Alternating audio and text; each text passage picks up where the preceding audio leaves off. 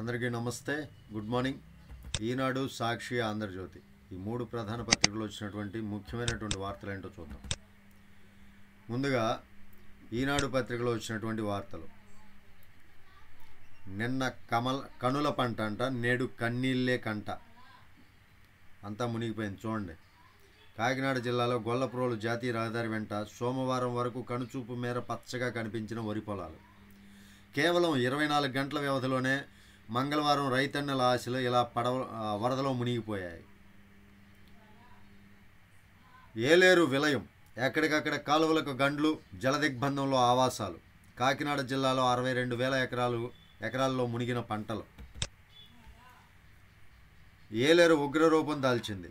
ఎగువన కురిసిన భారీ వర్షాలతో వరద ఉధృతి పెరిగి లోతట్టు ప్రాంతాలన్నీ నేట మునిగాయి. ఎక్కడికక్కడ కాలువల గండ్లు పడి పంట పొలాలు నేట మునిగాయి.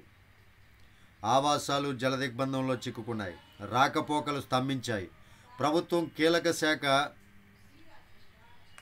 కీలక శాఖలను అప్రమత్తం చేసింది. సైన్యాన్ని, సహాయక బృందాలని రంగంలోకి దింపింది. పరిస్థితి కుదుటపడటానికి మరికొన్ని రోజులు పట్టేలా ఉంది. ఇదండి, పైన కురుస్తున్నటువంటి భారీ వర్షాల వల్ల ఏలేరు కూడా పొంగింది.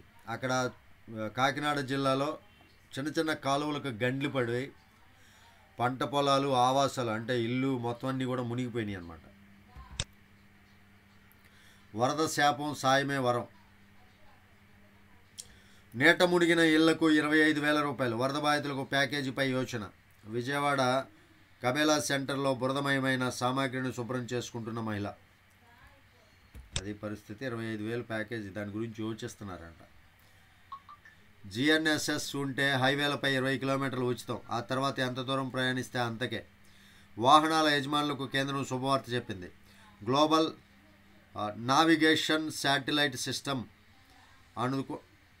అమర్చుతున్న ప్రైవేటు వాహనాలు ఇకపై జాతీయ రహదారులు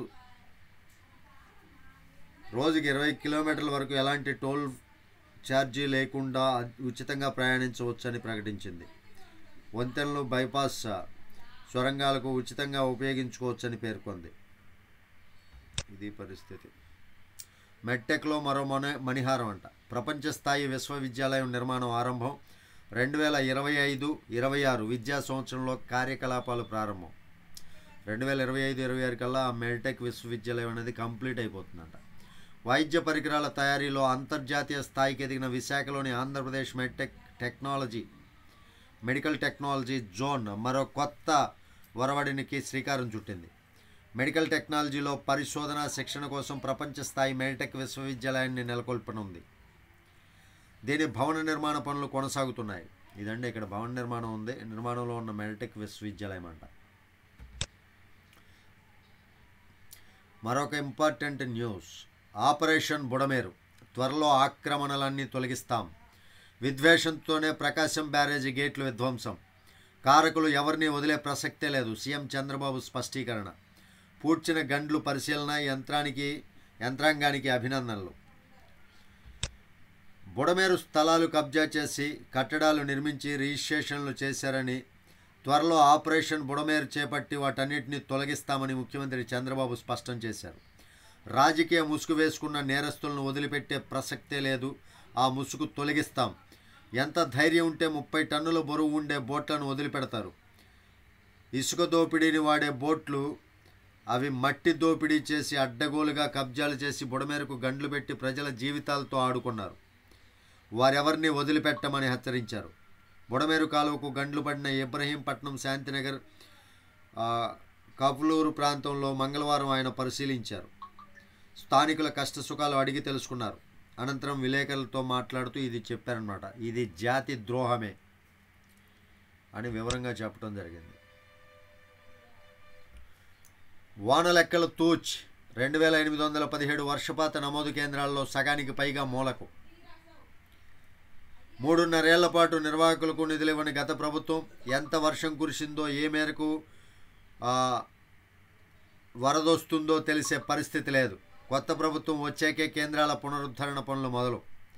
రాష్ట్రంలో ఎంత వాన కురుస్తుందో, ఏటు నుంచి ఎంత వరదొస్తుందో కూడా తెలియని పరిస్థితి నెలకొంది. రాష్ట్ర వ్యాప్తంగా 2817 వర్షపాత నమోదు కేంద్రాలుంటే వైకాపా ప్రభుత్వ ఘనత మూలంగా అందులో సగానికి పైగా మూలన పడ్డాయి. 3 ఏళ్ల పాటు నిర్వహణకు నిధులు కేటాయించకపోవడంతో మొత్తం వర్షపాత నమోదు వ్యవస్థ నిర్వీర్యంగా మారింది. డ్రైన్లు, చెరువులు, గండ్లు పూడ్చివేతల్లోనూ విపత్తు నిర్వహణ మార్గదర్శకాలను పాటించలేదు. హఠాత్తుగా విరుచుకుపడే విపత్తు ముందే పసిగట్టలేని నిస్సహాయతకు గత పాలన కారణమైగా ఎంత వర్షం వస్తుందో తెలియదా అంటూ ఇప్పుడు కపట ప్రేమ ఒలకబోస్తున్నారు. యాక్చువల్గా వర్షపాత నమోదు కేంద్రాలు ఉంటాయండి, 2817 ఉన్నాయంట. ఆ 2817 ఆ వర్షపాత నమోదు కేంద్రాలు ఏం చేస్తాయంటే ఎటు నుంచి ఎంత వరద ప్రభావం ఉంటుంది, మనకి ఆ ప్రభావం వల్ల ఏదన్నా ఆయకట్లకు ఏదైనా ప్రమాదం ఉంటుందా, ఇవన్నీ కూడా తెలుసుకొని ముందే హెచ్చరిస్తారనమాట.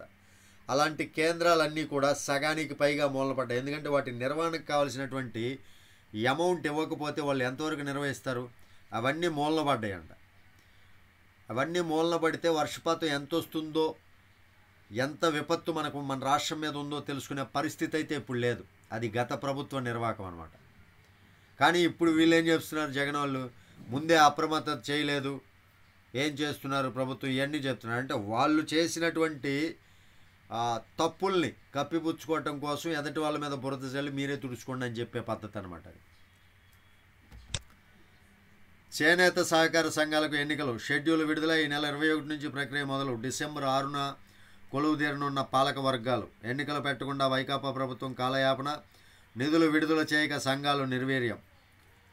వైకాపా ప్రభుత్వం నిర్వీర్యం చేసిన చేనేత సహకార సంఘాలను పునరుద్ధరించేందుకు ఎన్డీఏ సర్కారు చర్యలు చేపట్టింది. గత 5 ఏళ్లుగా చేనేత సహకార సంఘాలకు ఎన్నికలు నిర్వహించకుండా అధికారులు కమిటీల్ని నియమించి వైకాపా ప్రభుత్వం కాలయాపన చేసింది. ₹1 అయినా విడుదల చేయకుండా దెబ్బతీసింది. ఇది పరిస్థితి. ఇప్పుడు వీళ్ళు వచ్చారు కాబట్టి చేనేత సహకార సంఘాల ఎన్నికలు పెడుతున్నారంట.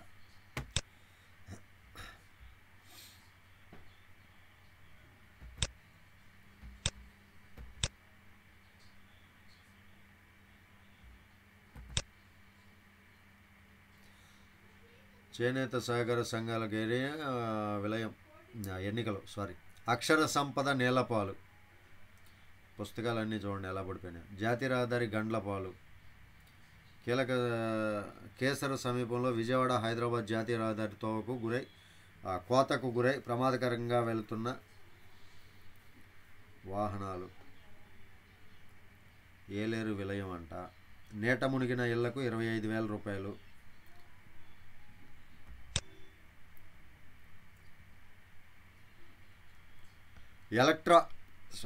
ఎలక్ట్రానిక్ పరికరాల మరమ్మతుకు ముందుకు రండి. సిఎస్ఆర్ కింద విడి భాగాలు ఉచితంగా ఇవ్వండి. కంపెనీల ప్రతినిధులకు సీఎం చంద్రబాబు విజ్ఞప్తి. వరదతో తడిసి పాడైన ఎలక్ట్రానిక్ పరికరాలు, వస్తువుల మరమ్మతులకు వివిధ కంపెనీల ప్రతినిధులు సామాజిక బాధ్యతతో ముందుకు రావాలని ముఖ్యమంత్రి చంద్రబాబు పిలుపునిచ్చారు. అంటే ప్రతి ఒక్క కంపెనీలకు ప్రతినిధులు ఉంటారు కదా, వాళ్ళతో మాట్లాడుతున్నారండి. వరదలో ఏవైతే ఎలక్ట్రానిక్ పరికరాలు, ఫ్రిడ్జ్లు కావచ్చు, ఏసీలు కావచ్చు, ఇవన్నీ కొన్ని పాడైపోతాయి కదా, కూలర్స్, ఇవన్నీ వాటికి సంబంధించినటువంటి విడి భాగాలు ఉంటాయి కదా, ఆ భాగాలన్నీ కూడా ఉచితంగా ఇవ్వండి కొంచెం, ఏమనుకోకుండా అన్నట్లు చెప్తున్నారు. మరి ఎంత మట్టికి స్పందిస్తారో చూద్దాం. ఏఐతో పరీక్షా పత్రాల మూల్యాంకనం. తమిళనాడులో వినూత్న ప్రయోగం. కొంతమంది విద్యార్థులు పరీక్షల్లో ఏదో ఒకటి రాసేస్తే మార్కులు వస్తాయని ధీమాతో ఉంటారు. ఒక్కోసారి సమాధాన పత్రాలను దిద్దేవాడు కూడా వాటిని గుర్తించడం కష్టం. ఇకపై ఇలాంటి ఎత్తులు సాగవనే చెప్పాలి. ఎందుకంటే జవాబు పత్రాలను దిద్దేది బోధకులే కాదు, అన్నీ పసిగట్టే ఏఐ కూడా. తమిళనాడులో ఈ ప్రయోగం ఇప్పటికే మొదలైంది. చాలామంది ఏం చేసేవాళ్ళంటే చిన్నప్పుడు మేము కూడా ఒకవేళ ఏదైనా క్వశ్చన్ రాకపోతే దానికి సంబంధించిన ఆన్సర్ 2 ముక్కలు తెలిస్తే ఆ మధ్యలో ఏదో ఒకటి నింపేసేవాళ్ళం. దిద్దేవాళ్ళు ఏం చేస్తారంటే పై 2 లైన్లు కొద్దిగా కరెక్ట్గా చదువుతారు, దాన్ని బట్టి కింద చాలా పేరా కదా కొట్టుకుంటూ వెళ్ళిపోతారు, టిక్ కొట్టేస్తారు అన్నట్టుగా చేసేవాళ్ళు చాలామంది. ఇప్పుడు అది కుదరదు అన్నట్లుగా చెప్తున్నారు. బెయిల్ కోసం హైకోర్టులో వైకాపా మాజీ ఎంపీ నందిగాం పిటిషన్. తెదేపా కేంద్ర కార్యాలయంపై దాడి కేసులో అరెస్ట్ ప్రస్తుతం జ్యుడిషియల్ రిమాండ్లో ఉన్న బాపట్ల వైకాపా మాజీ MP Nandigam Suresh regular bail కోసం హైకోర్టులో వ్యాజ్యం వేశారు. ఈ వ్యాజ్యంపై బుధవారం హైకోర్టు విచారణ జరపనుంది. అంటే ఈరోజు 2021లో తెదేపా కేంద్ర కార్యాలయంపై దాడి కేసులో నిందితుడిగా ఉన్న సురేష్కు హైకోర్టు ముందస్తు బెయిల్ ఇచ్చేందుకు నిరాకరించింది. దీంతో ఆయనను పోలీసులు అరెస్ట్ చేసి మంగళగిరి మెజిస్ట్రేట్ కోర్టులో హాజరుపరచగా 14 రోజులు రిమాండ్ విధించిన విషయం తెలిసిందే. ప్రస్తుతం గుంటూరు జైల్లో ఉన్న సురేష్ మంగళవారం హైకోర్టులో బెయిల్ పిటిషన్ దాఖలు చేశారు. తెదేపా కార్యాలయంపై దాడి కేసులో తనకు సంబంధం లేదని, రాజకీయ కారణాలతో తనను ఇరికించారని పేర్కొన్నారు. అక్కడ ఫుటేజ్ కనపడుతుంది, అంతా కనపడుతుంది, సంబంధం లేదని చెప్తే నమ్ముతారు రప్పించోడా. పంట కొనుగోలులో గత ప్రభుత్వ వాసనలే, రైతుకు ఇన్ని నిబంధనలు అవసరమా? వైకాపా ప్రభుత్వంపై తీవ్ర వ్యతిరేకతకు కారణం ఇదే. కొత్త ప్రభుత్వంలోనైనా కష్టాలు తప్పుతాయనే ఆశలో రైతులు. ఇప్పుడు అదే ధోరణిలో కొందరు అధికారులు. పంట పండించడానికే కాదు, అమ్ముకోవడానికి గత ప్రభుత్వంలో రైతుకు అగచాట్లే. రైతు పొలం పని చేసుకోవాలో నమోదు పత్రాలంటూ అధికారులు చుట్టూ తిరగాలో తెలిసేది కాదు. ఎక్కడో ఒక చోట ఎప్పుడో జరిగిన లోపాలని సాకుగా చూపిస్తూ అధికారులు ఏటికేడు కొత్త విధానాలు తెచ్చి లక్షల మంది రైతులను సతాయిస్తున్నారు. ఇలాంటి చర్యల వల్లే వైకాపా సర్కారుపై రైతులు పెద్ద ఎత్తున నిరసనలు వ్యక్తమయ్యాయి. కొత్త ప్రభుత్వం వచ్చిన తర్వాత వాటిని తొలగిస్తారని ఆశపడుతుంటే కొందరు అధికారుల ధోరణి మారలేదు, ఇంకా అలాగే ఉన్నారంట. రైతులను ఇబ్బంది పెట్టి ఏం బాగుంటారు చెప్పండి, ఏ ప్రభుత్వం అయినా. హ్యాపీ నెస్ట్కి మళ్ళీ టెండర్లు. 930 కోట్ల వ్యయంతో నిర్మాణం. రాజధాని అమరావతిలో తలపెట్టిన గృహ నిర్మాణ ప్రాజెక్టు హ్యాపీ నెస్ట్కు 960 కోట్ల అంచనా వ్యయంతో సిఆర్డిఏ టెండర్లు పిలవనుంది. అది పరిస్థితి. విశాఖ ఉక్కు ప్రైవేటీకరణకు వ్యతిరేకంగా రాస్తారోకో. కోర్మన్నపాలెం కూడల్లో ఉద్రిక్తత. రోడ్లపై బైఠాయించి నిరసన తెలుపుతున్న పోరాట కమిటీ నాయకులు. విశాఖ ఉక్కు ప్రైవేటీకరణకు వ్యతిరేకంగా స్థానిక కోర్మన్నపాలెం కూడల్లో వందల మంది కార్మికులు మంగళవారం రాస్తారోకో చేపట్టారు. 1300 రోజులుగా దీక్షలు, పోరాటాలు చేస్తున్న ప్రభుత్వాలు స్పందించకపోవడంతో కార్మికుల్లో ఆగ్రహం కట్టలు తెంచుకుంది. గంటన్నర పాటు రోడ్లు దిగ్బంధించారు. పోలీసులు వారిని అదుపులోకి తీసుకునేందుకు ప్రయత్నించినా తీవ్రంగా ప్రతిఘటించడంతో కొంతసేపు ఉద్రిక్త పరిస్థితులు నెలకొన్నాయి. ఇది విశాఖ ఉక్కుని ప్రైవేటీకరణ లేదు కదా, వాళ్ళు అప్పటి నుంచి కొనసాగిస్తూనే ఉన్నారు. భావితరాలకు డాక్టర్ నాయుడమ్మ స్ఫూర్తి. మోటుపల్లి ప్రసన్నకుమార్కు పురస్కార ప్రదానం. వేడుకల్లో మంత్రి మనోహర్. ఓకే, గృహ పంట నష్టాలని యాప్లోనే నమోదు చేయాలి. యాప్ రూపొందించారంటండి. సీఎంను దూషించారని కొడాలి నానిపై ఫిర్యాదు. సీఎం చంద్రబాబును అసభ్య పదజాలంతో దూషించారని మాజీ మంత్రి కొడాలి నానిపై కర్నూలు జిల్లా ఆలూరు నియోజకవర్గ తెదేపా లీగల్ సెల్ కన్వీనర్లు ప్రవీణ్ కుమార్ పోలీస్ స్టేషన్లో ఫిర్యాదు చేశారు. కోర్టులో లొంగిపోయిన నెల్లూరు మేయర్ భర్త. కమిషనర్ల సంతకాలు ఫోర్జరీ కేసులో పరారీలో ఉన్న నెల్లూరు మేయర్ భర్త జయవర్ధన్ మంగళవారం కోర్టులో లొంగిపోయారు. ఇదే కేసులో నిందితులుగా ఉన్న వార్డు ప్లానింగ్ అండ్ రెగ్యులేషన్ కార్యదర్శులు నాగేంద్రబాబు, కార్తీక్, మాలన్య, నగర engineer and licensed technical person Dilip arrest కావాల్సి ఉంది. ఓకే,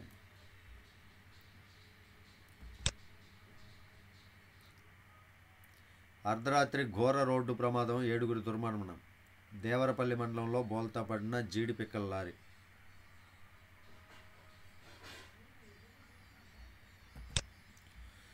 జీడి పిక్కల లారీ బోల్తా పడిందంటండి బాబు.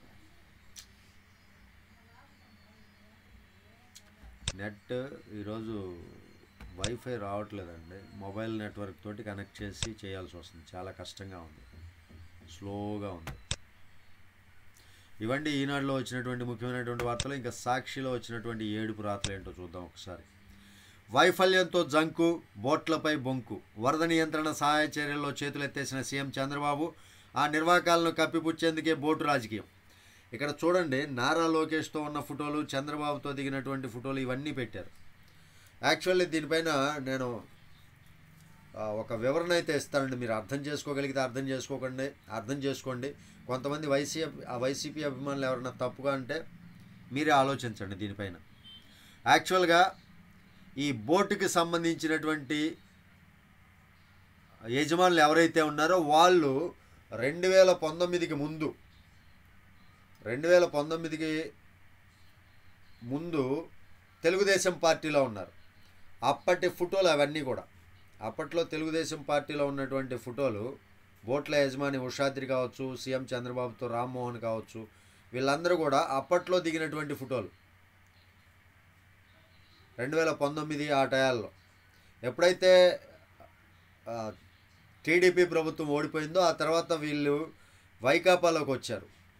వైకాపాలోకి వచ్చి ఇప్పటికీ ప్రజెంట్ స్టిల్ వీళ్ళు వైకాపాలో కొనసాగుతున్నటువంటి వాళ్ళే.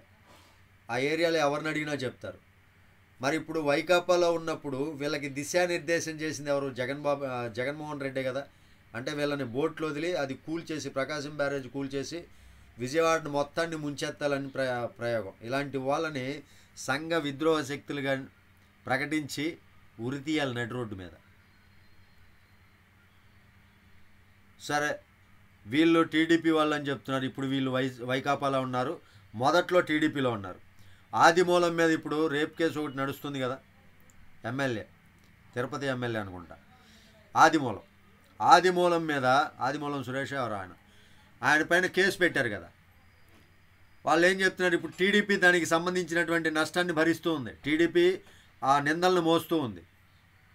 అంటే గతంలో ఆదిమూలం ఎక్కడున్నాడు? వైకాపాలో ఉన్నాడు.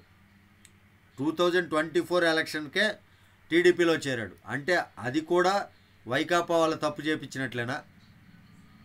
మరి ఇది కరెక్ట్ అయితే అది కరెక్టే కదా.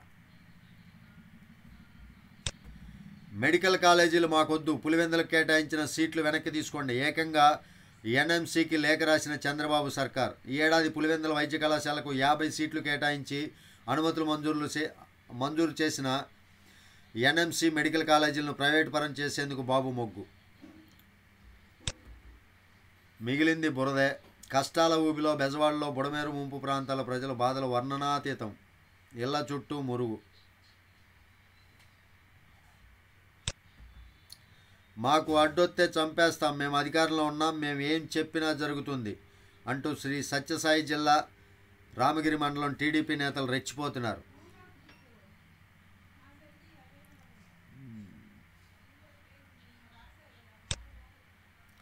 టీడీపీ నాయకుడు శంకు శ్రీను కాళ్ళు పట్టుకున్న జనసేన నేత ఎర్రంశెట్టి నాని. కాళ్ళు పట్టుకో వదిలేస్తా, టీడీపీ జనసేన మధ్య బ్యానర్ చిచ్చు. జనసేన నేతలను చితకబాది కాళ్ళు పట్టించుకున్న టీడీపీ నేతలు. టీడీపీ గూండాల విధ్వంసం అంట. పెచ్చనాయాలరా, మీరు రెచ్చగొడతారు, వాళ్ళేం చూస్తా కూర్చుంటారు. మరి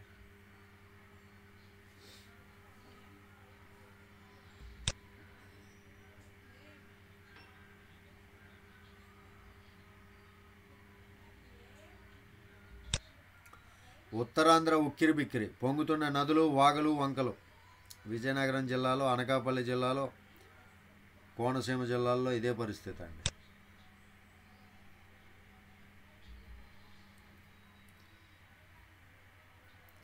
ప్రభుత్వం అధికారుల వైఫల్యం వల్లే ఏలేరు వరద ఉధృతి రైతులను నట్టేట ముంచిందని ఒక రైతు చెప్తున్నట్లుగా వీళ్ళు రాశారనమాట. ముందు చూపులేకే ఏలేరు ముంచింది, వైఫల్యం జంకుతోనే బోట్లపై బొంకు, బోట్లు వదలడం జాతి ద్రోహం. గత పాలనలో తప్పుడు పనుల వల్లే ఎంత వరద వచ్చింది. మీడియాతో సీఎం చంద్రబాబు నాయుడు చెప్పినటువంటి మాటలనేమో ఇలా ఒక మూలన రాస్తారండి, ఎవరికి కనపడకుండా. అంటే వీళ్ళ తప్పిదాలు బయటపడతాయి కదా, మిగిలిన అన్నీ కూడా హెడ్లైన్స్లో రాసుకుంటారు, వాళ్ళ ఏడుపులన్నీ కూడా. మెడికల్ కాలేజీలు మాకొద్దు, ఓకే. జత్వానీ కేసులో సర్కారు జిత్తులంట. కీలక ఆధారాలు ధ్వంసం చేసే దిశగా చర్యలు. జత్వానీ అరెస్టు సమయంలో ఫోన్లు స్వాధీనం. ప్రభుత్వం మారిన తర్వాత ఫోన్లు ఇవ్వాలని కోరిన జత్వానీ వెంటనే వాటిని ఫోరెన్సిక్ ల్యాబ్ నుంచి విజయవాడ తెచ్చిన పోలీసులు న్యాయస్థానాన్ని విస్మరించి మరీ ఫోన్ల అప్పగింత నిర్ణయం. ప్రభుత్వ పెద్దల ఆదేశాలతోనే పోలీసుల ముందు దుందుడుకు చర్య.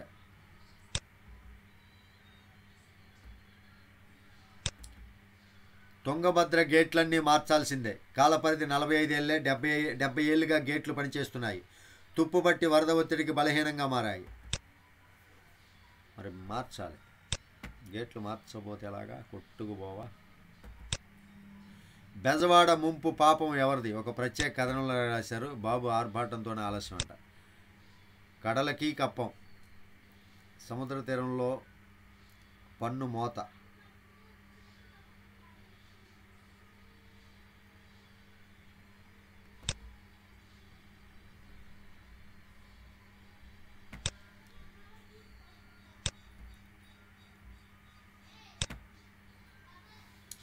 ఇవండి సాక్షిలో వచ్చినటువంటి ఏడుపులు. ఒకసారి ఆంధ్రజ్యోతిలో ఏం రాశారో చూద్దాం. ఏలేరు విలయం. కాకినాడ జిల్లాలోని 62 గ్రామాలు జలదిగ్బంధం. ఆపరేషన్ బెజవాడ. పనులు కొలిక్కి 10 రోజుల తర్వాత ఇంటికి బాబు. బుడమేరు గంటలను సందర్శించిన సీఎం తిరిగొచ్చి కలెక్టరేట్లో అధికారులతో భేటీ. అక్కడి నుంచి ఉండవల్లి నివాసానికి సాధారణ స్థితికి చేరుకున్న విజయవాడ. చివరి దశలో బుడమేరు గట్ల ఎత్తు పెంపు పనులు చివరి దశలో ఉన్నాయంటండి. ఆశలన్నీ కేంద్రంపైనే. నేడు రేపు వరద ప్రాంతాల్లో కేంద్ర బృందం పర్యటన. కృష్ణా, ఎన్టీఆర్, గుంటూరు, బాపట్ల జిల్లాల్లో నష్టం అంచనా. 2 బృందాలుగా జిల్లాలకు 2 రోజుల పరిశీలన. నేటికల్లా గృహ నష్టం అంచనా పూర్తి కావాలి. కలెక్టర్కు ఆర్పి సిసోదియా ఆదేశాలు. జల్లెడ పడతాం. కాలువలు, చెరువుల ఆక్రమణలపై సమగ్ర సర్వే. సీఎం ఆదేశాల మేరకు ప్రత్యేక చొరవ. విపక్షంలోకి వచ్చినా కుట్రలు మానలేదు. వైసీపీది జాతి ద్రోహం. దాని తప్పుడు పనులకు లక్షల మంది నాశనం. బుడమేరును గాలి కొదిలి అందరినీ ముంచేశారు. వరదల్లో ఇనుప బోట్లు వదిలి ప్రకాశం బ్యారేజీ ధ్వంసానికి యత్నం. ఇవన్నీ బయటపడేసరికి దుష్ప్రచారం. నేరగాళ్లను వదిలిపెట్టేది లేదు. ఇది గోమాఫియా. మన్యం నుంచి తడదాకా అక్రమంగా తరలింపు. ఆ దళారులను వదలని పల్నాడు ముఠ. గోమాఫియా అంట. ఇంకొక ముఖ్యమైనటువంటి విషయం అండి. ఇసుక ఆన్లైన్ బుకింగ్ నేటి నుంచే. బుకింగ్ కోసం ఏపీ శాండ్ పోర్టల్ ఏర్పాటు. ఓవైపు శిక్షణ, మరోవైపు బుకింగ్లు. ఇసుక రవాణా, డెలివరీ పర్యవేక్షణకు ప్రత్యేక విధానం. హ్యాపీ నెస్ట్కు ఊపిరి. అమరావతిలో ఇల్లు నిర్మించడం గురించండి.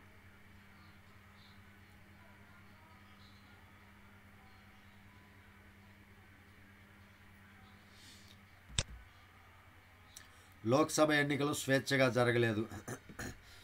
ఆశలన్నీ కేంద్రంపైనే. ఇంటికి తీసుకెళ్లి లైంగిక దాడి అంట. వాయుసేనలో తన సీనియర్పై ఓ మహిళ ఫిర్యాదు. ఉన్నతాధికారులకు చెబితే తననే వేధించారని వెల్లడి.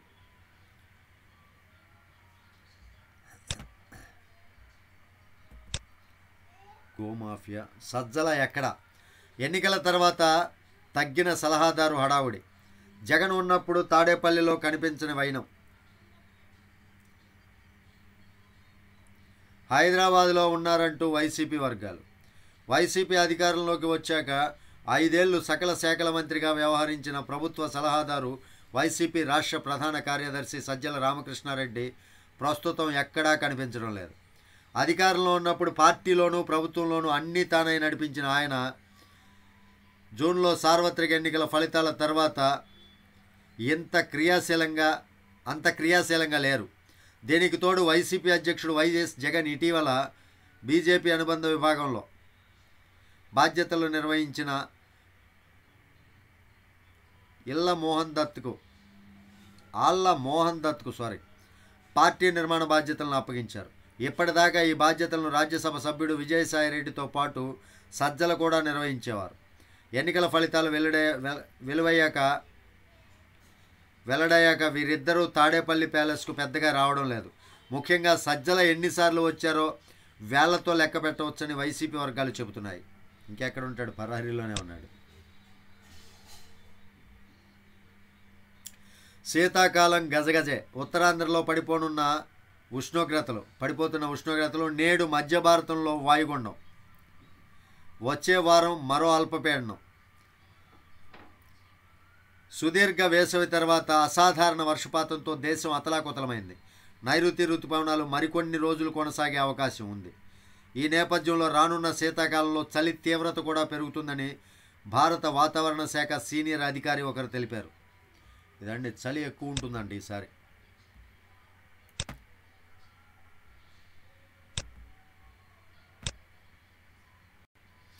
ఇవి 3 ప్రధాన పత్రికల్లో వచ్చినటువంటి ముఖ్యమైనటువంటి వార్తలు. వీడియో మీకు నచ్చితే ఖచ్చితంగా లైక్ చేయండి, ఛానల్కి సబ్స్క్రైబ్ చేయండి. Thank you. జై హింద్.